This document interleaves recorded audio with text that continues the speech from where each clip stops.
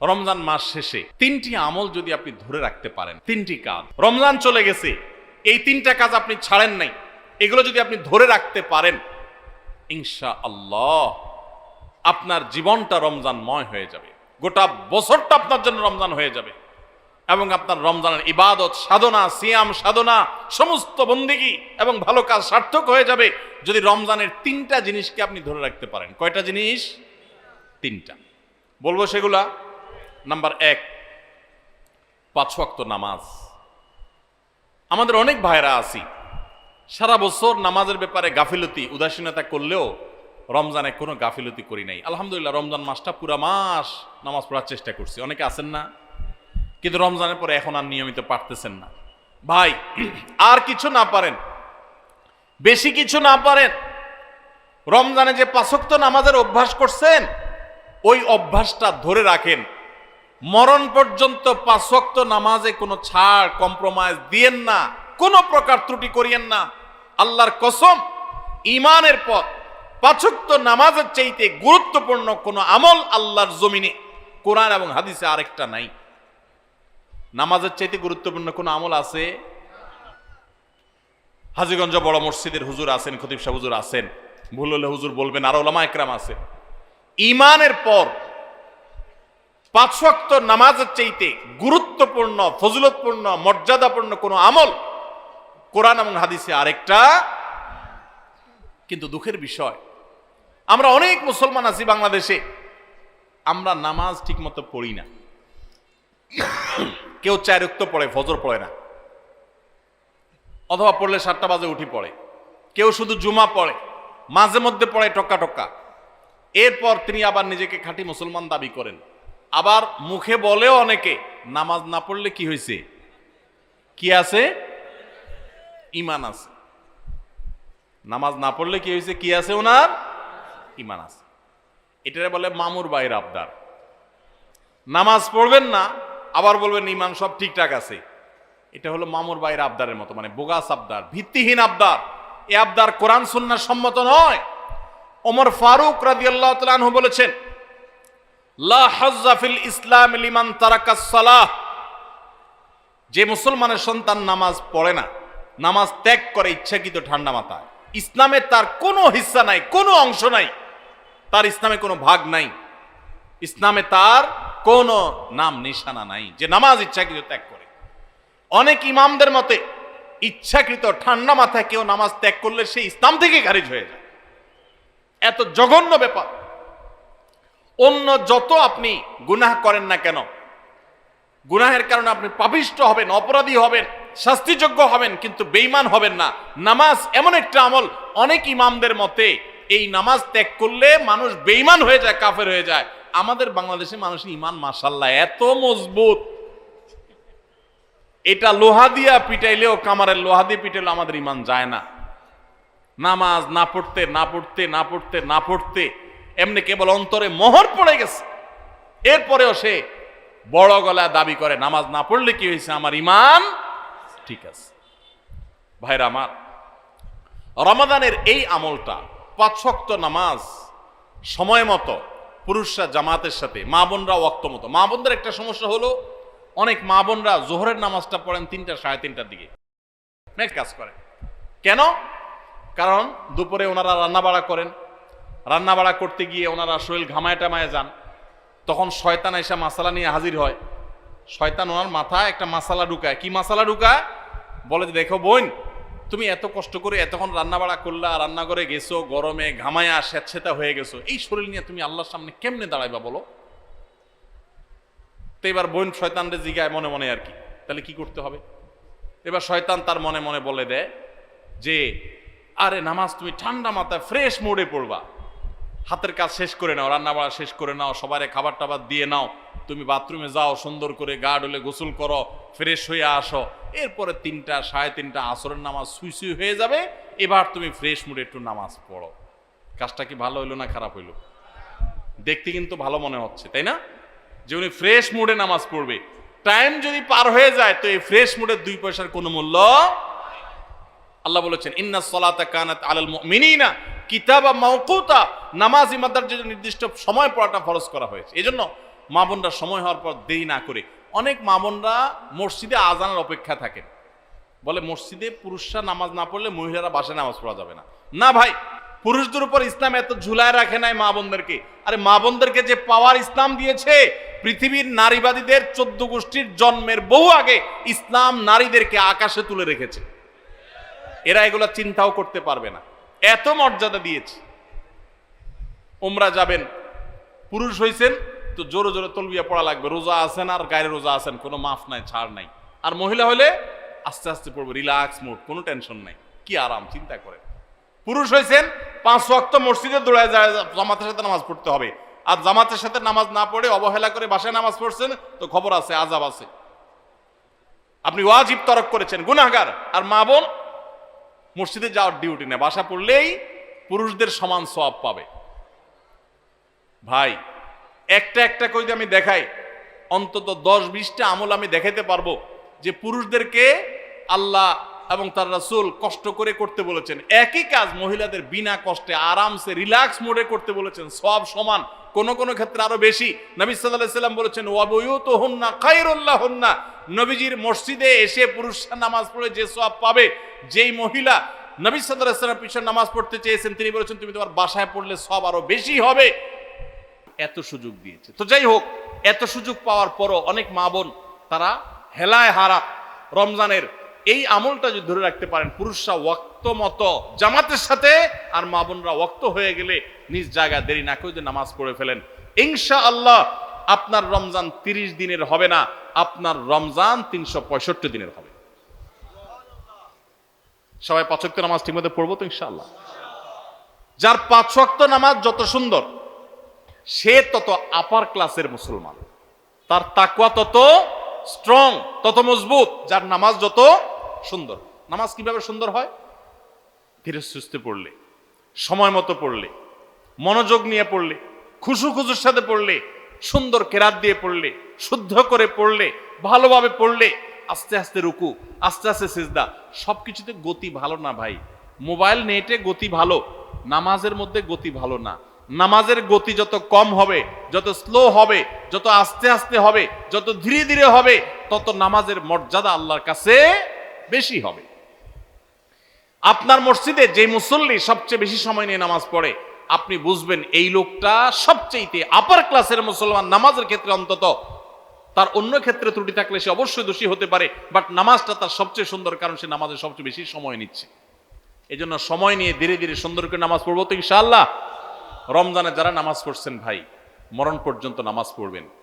আপনারা কোরআনের একটা আয়াত শুনেছেন, জাহান্নামীদেরকে যখন জাহান্নামে নিক্ষেপ করা হবে, জাহান্নামীদের সাথে জান্নাতীদের কনভারসেশন হবে, কথোপকথন হবে। জাহান্নামীদেরকে জিজ্ঞাসা করা হবে মা সালাকাকুম ফি সাকার, তোমাদের কোন অপকর্মে, কোন বদভ্যাসে, কোন খারাপ কাজ তোমাদেরকে জাহান্নামে এনেছে বলো। তারা বলবে ভাই ক্বালু লাম নাকু মিনাল মুসাল্লিন, ক্বালু লাম নাকু মিনাল মুসাল্লিন। জাহান্নামীরা বলবে আমাদের যেই অপকর্মে, যেই পাপের কারণে আজ জাহান্নামে আসতে হয়েছে, সে পাপ হলো যে আমরা মুসল্লি ছিলাম না দুনিয়াতে, 5 ওয়াক্ত নামাজ ঠিকমতো পড়তাম না।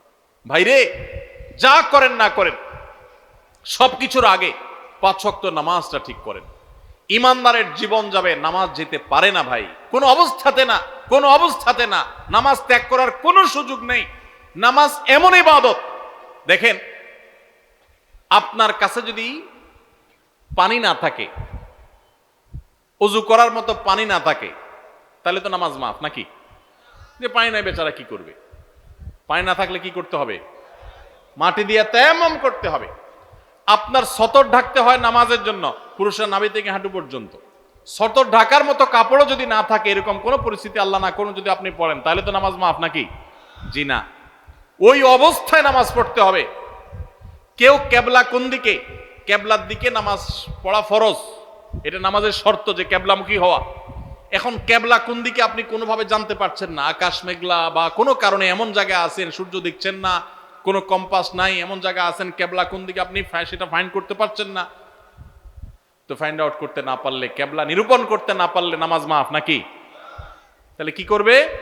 কাউকে জিজ্ঞাসা করে পারলে পড়বে, আর জিজ্ঞাসা করার মতো কোনো লোক না থাকলে, কেউ যদি তথ্য দিতে না পারে সঠিক, তাহলে যেই দিকে কেবলা বলে তার মন বলবে সেদিকে ফিরে নামাজ পড়বে, তারপর নামাজ মাফ নাই। কেউ যদি দাঁড়ায় নামাজ পড়তে না পারে, অসুস্থ হয়ে পড়ে, তাহলে তো মাফ নাকি? আল্লাহু আকবার।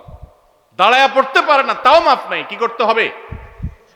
বসেও যদি পড়তে না পারে, হসপিটালে বেডে হাত পা সব ব্যান্ডেজ করা, শোয়া আছে, বসার ক্ষমতা নেই, তাহলে তো মাফ নাকি? আল্লাহু আকবার।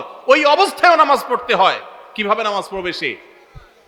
ইশারায়, চোখের ইশারা নামাজ পড়বে, মনে মনে নামাজ পড়বে। যতক্ষণ পর্যন্ত তার সেন্স আছে, হুঁশ আছে, নামাজ মাফ নাই। সেন্স চলে গেছে, বেহুশ হয়ে গেছে, 5-7-10 দিন বেহুশ সেন্সলেস চলে গেছে, তাহলে ভিন্ন কথা। সেন্স নাই, তার আর নামাজ নাই। কিন্তু যতক্ষণ পর্যন্ত সেন্স আছে, ততক্ষণ পর্যন্ত নামাজ আছে। এই জন্য ভাই, নামাজ ত্যাগ করবেন না। প্রিয় নবী সাল্লাল্লাহু আলাইহি সাল্লাম, আপনার আমার প্রাণের নবী, আমরা নবীর ভালোবাসার কথা বলি অনেকেই। শুনেন, নবী সাল্লাল্লাহু আলাইহি সাল্লামের নামাজের ব্যাপারে কি সিরিয়াসনেস ছিল জানেন?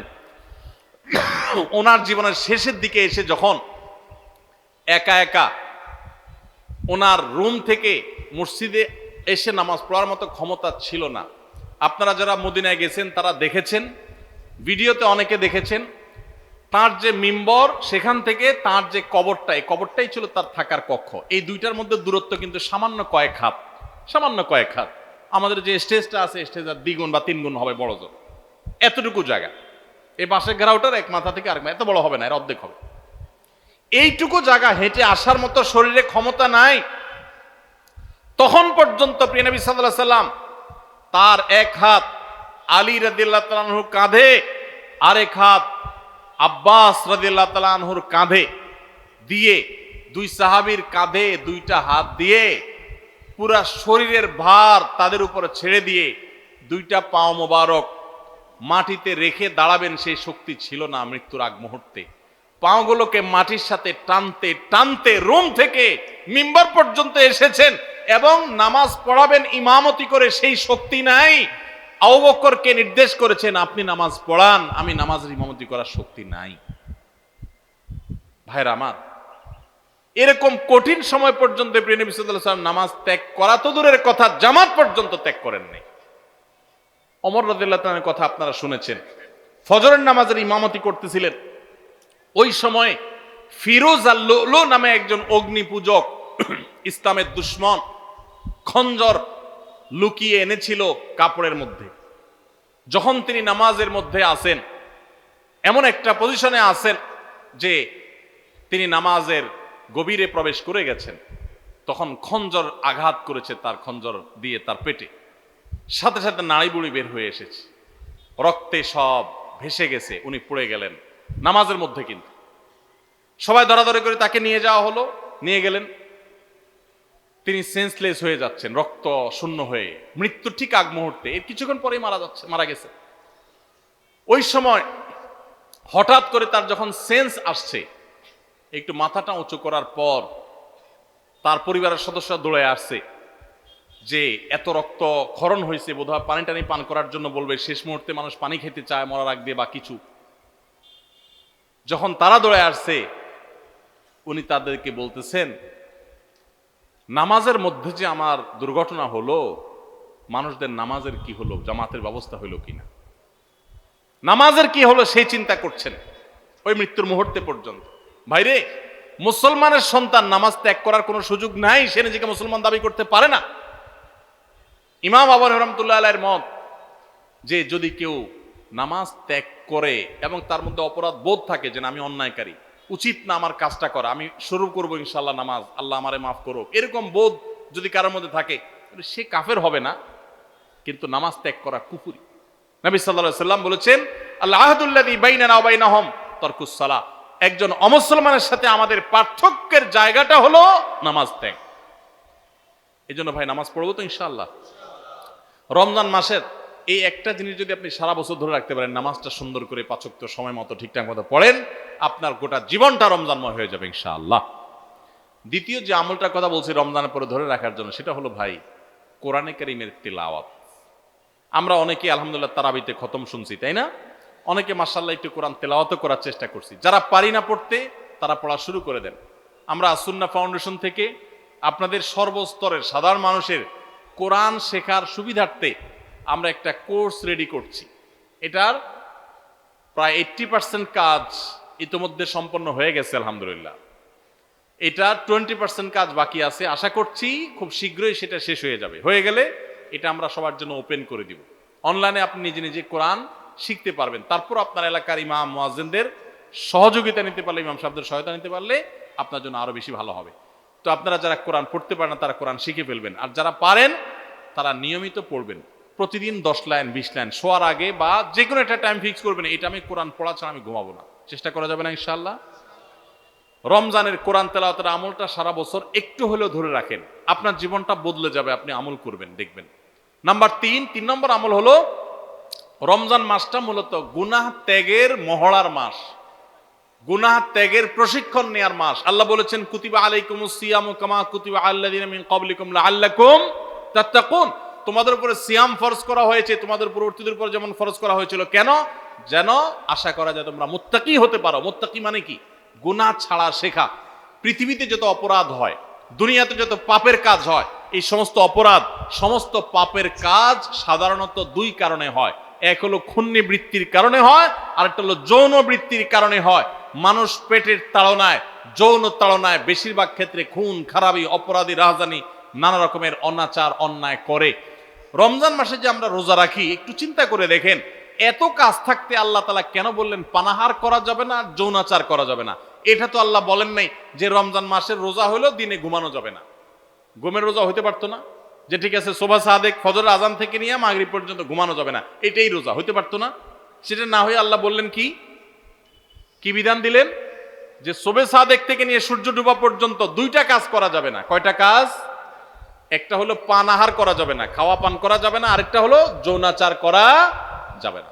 কেন ভাই? এর কারণ হলো, এই 2টা জিনিসকে যদি মানুষ কন্ট্রোল করা শিখে, এই 2টা জিনিসকে মানুষ যদি নিয়ন্ত্রণ করা শিখে, মানুষ এমনি ফেরেশতা হয়ে যাবে। সমাজে কোনো অন্যায় থাকবে না, কোনো অপরাধ থাকবে না, অপরাধ প্রবণতা থাকবে না। আমরা যতটা অপরাধ করি মুসলমান নামধারী হওয়া সত্ত্বেও, ততটা আমাদের মধ্যে এই 2টাকে আমাদের কন্ট্রোল করার ক্ষমতা না থাকার কারণে যত ঘুষ, যত সুদ, যত দুর্নীতি, যত অনাচার, যত আর্থিক অনিয়ম, যত অপরাধ, আর্থিক অপরাধ হয়ে থাকে, এই সবগুলো হয়ে থাকে ঘূর্ণিবৃত্তির কারণে। মানুষের ক্ষুধা, মানুষের টাকার লোভ, মোহ, এগুলোর কারণে।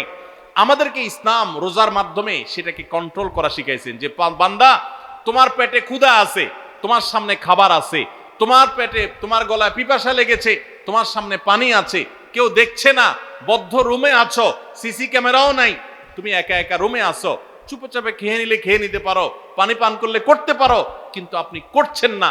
এই যে আমার সামনে সুযোগ আছে কিন্তু আমি খাচ্ছি না, কেন? আল্লাহ নিষেধ করেছেন। ঠিক একইভাবে আমার সামনে ঘুষ নেওয়ার সুযোগ আসবে, সুদ নেওয়ার সুযোগ আসবে, দুর্নীতি করার সুযোগ আসবে, চাঁদাবাজি করার সুযোগ আসবে, মাস্তানি করার সুযোগ আসবে, আর্থিক অনিয়মের সুযোগ আসবে, রাষ্ট্রীয় সম্পদ আত্মসাতের সুযোগ আসবে, রিলিফের টাকা মারার সুযোগ আসবে, অন্যায় করার সুযোগ আসবে, 2 নম্বর পথে কামাইয়ের সুযোগ আসবে, কিন্তু আমি করব না। কেন?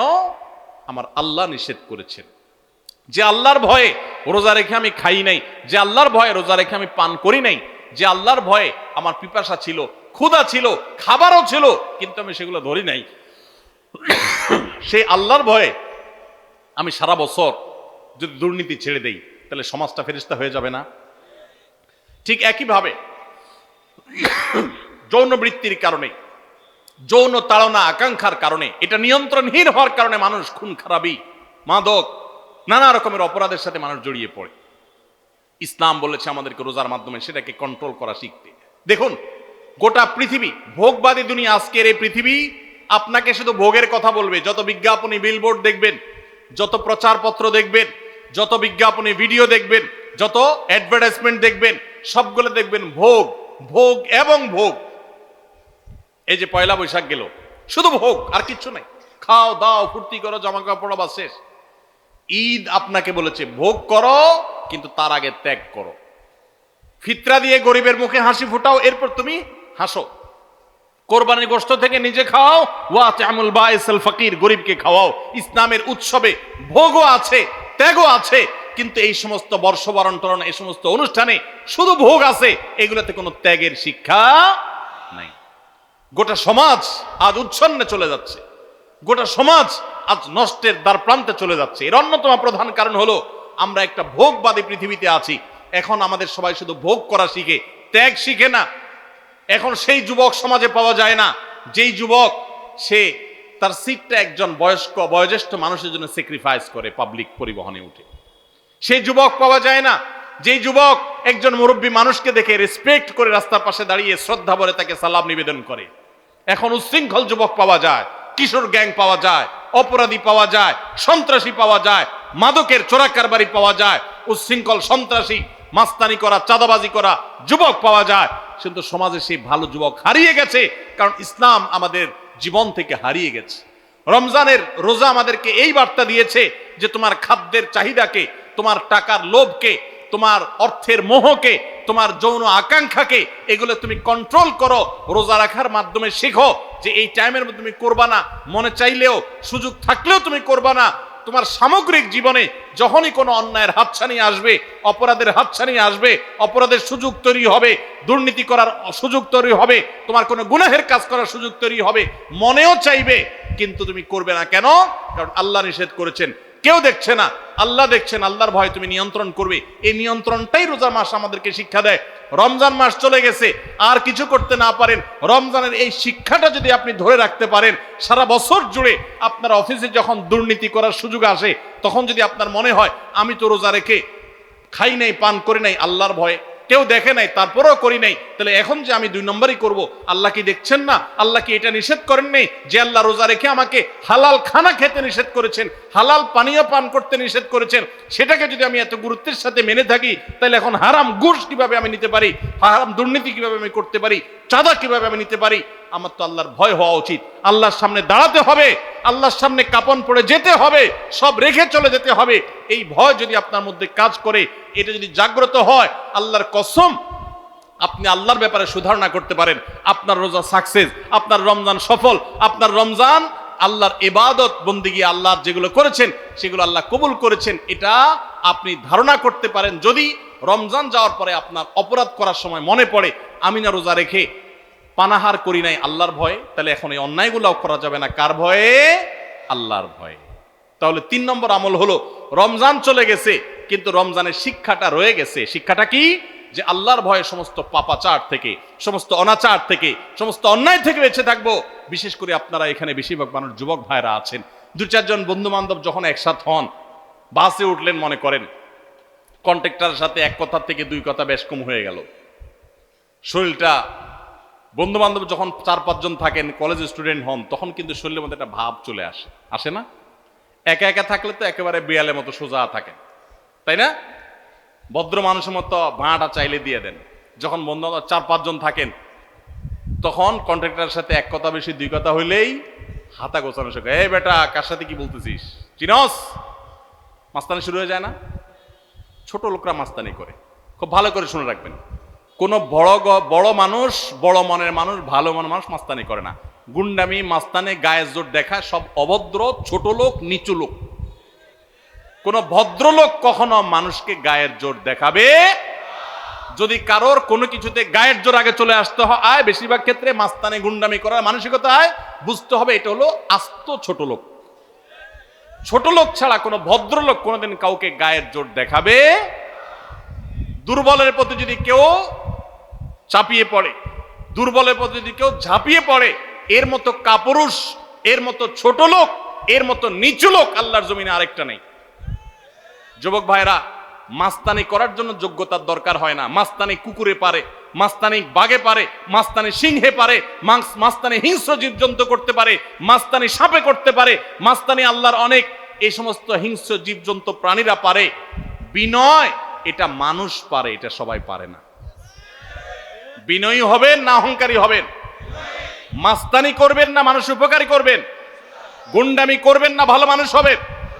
আল্লাহ আমাদের যুবকদেরকে আদর্শ যুবক হওয়ার তৌফিক দান করুন। আল্লাহ আমাদের যুবকদেরকে সমাজের সেরা মানুষ হওয়ার তৌফিক দান করুন। যুবক ভাই, 4-5 বন্ধু যখন মিলবেন, মাস্তানি না করে কোথাও একটা সাঁকো ভেঙে গেছে, কয়েকটা বাঁশ নিয়ে কয়েক যুবক বন্ধু মিলে সেটা ঠিক করে দেন। করে একজন বৃদ্ধ তিনি কষ্টে আছেন, তার বোঝাটা 2-3 বন্ধু 4 বন্ধু মিলে একটু তুলে দেন, হালকা করে দেন। ভাইরা আমার, মাস্তানিতে মজা পান আপনারা, আমি জানি। গুন্ডামিতে এক ধরনের মজা পাওয়া যায়, একটু ভাবসাব জাহির হয়, শরীরের মধ্যে একটা অবস্থা তৈরি হয়, বুঝি। কিন্তু ভাই, কখনো কি আপনি একটু বিনয়ী হয়ে দেখেছেন? আপনি কখনো বিনয়ী হয়ে দেখেছেন? সালহাতু সঙ্গবুদি দিল খারাস আজমুদে এক জামানা খাকে বাস। বহু বছর তো পাথর হয়েছিলেন, গুন্ডামি মাস্তানি বহু করেছেন, গায়ের জোর বহু দেখিয়েছেন। প্লিজ পরীক্ষা করে হলেও কিছু কালের জন্য একটু মাটি হয়ে দেখেন।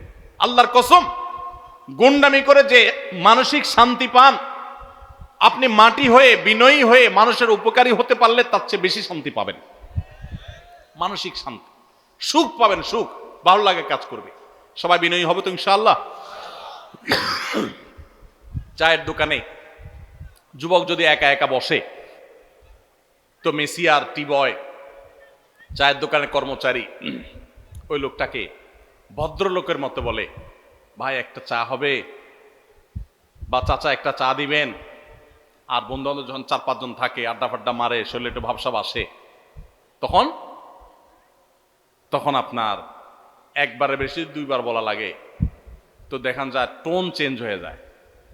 এই তোমার কাছে চা চাইছিলাম না, কানে শোনো না, মানুষ মনে হয় না নাকি?